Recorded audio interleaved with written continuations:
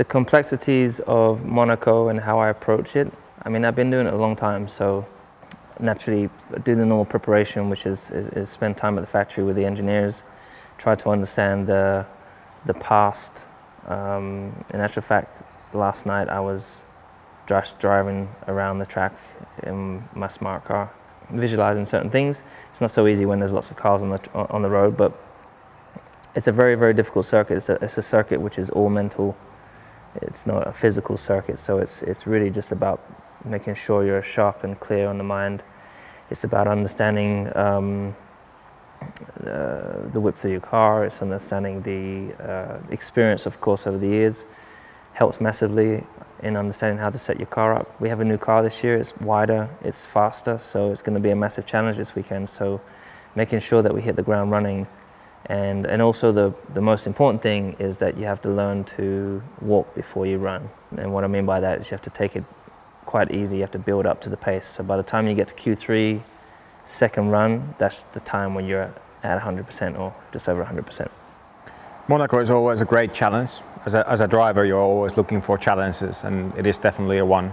I really enjoy it personally. You know, it's good fun to drive on the streets of Monaco. I also live in Monaco, so I know the streets very well. It is one of those weekends that you really need to be on top of your game if you want to perform. You know, you need to be so focused all through the weekend, and mentally it's very exhausting weekend. You know, you need to be so focused every single corner, every single lap, because one mistake is going to cost you. It is definitely a tricky one, but I always enjoy it.